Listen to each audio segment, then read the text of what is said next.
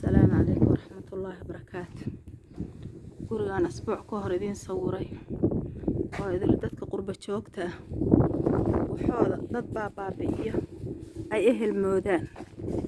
intay u dhiibtaan ayay baabi'iyaan waa baabi'iyaan say rabaan bay ka yeelaan markaasaa qofkii miskiinka ah qurba joogga ah guriya Soomaaliya kulle ayuu yiraahdaa asagoo ordahayuu yimaadaa halkan waa xamaamkii waa musqushay asagoo ordahayuu yimaadaa markaasuu meel u seexdo waaya walla waaya meel uu seexdo waaya waxay ku kaliftaa inuu funtuq seexdo haba meel isdhakooliyo ilaa meel uu istaaga ma hayste miskiinkaas wuxuu hantidii uu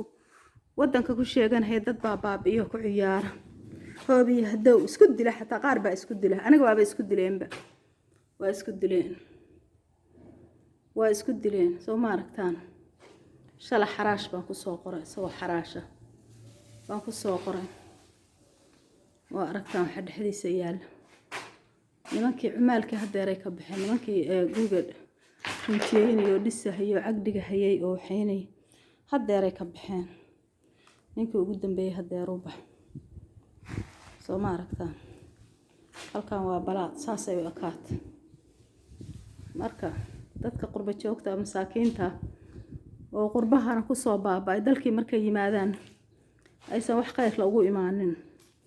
iyo ehel wanaagsan iyo arle hagaagsan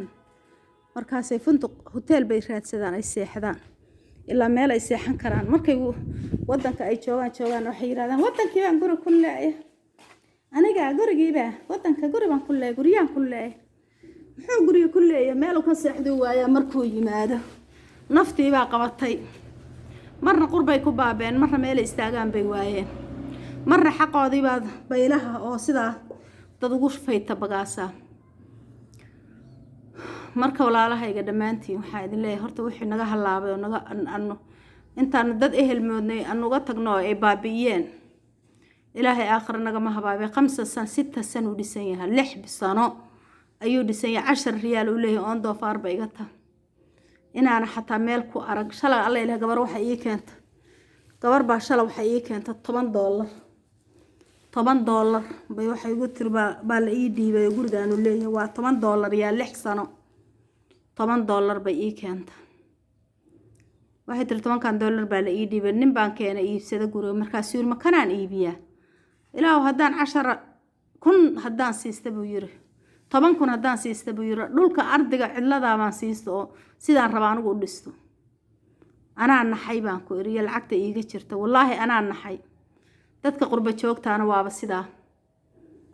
sidaa waxbay hagaajiyaan waxbay wanaajiyaan waxbay sameeyaan nag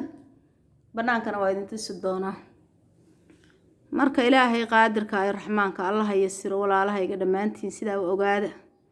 dadkeena qurba joogta oo dabada ku baaba'ay oo waxay ku hayaan aysan jirin markii wadankii shilinka ay haystaan ula soo cararaan ay sida dad ciyaaraya u baabi'iyaan ilaahay subxaanahu wa ta'aala aakhira ama adduun baa loo baxsadaa ilaahayna ma dhaafiyo waxaan idin leeyahay waxayna iska haysto ilmihiina siisto naftiina u cuna midda ilmihiina ka baqtiisaan ayuutada ku gashaan oo kala soo carartaan wallaahi alcadiin inina waxba ka istafiiday wax aad ka istafiidaysaan ahayn oo dib iyo inkaar ahayn inina ka istafiiday marka waxa idin leeyahay sidaa u ogaada xaaladan insha Allah khayr baan idin rajaynayaa. Assalaamu calaykum waraxmatullaahi wabarakaatuh.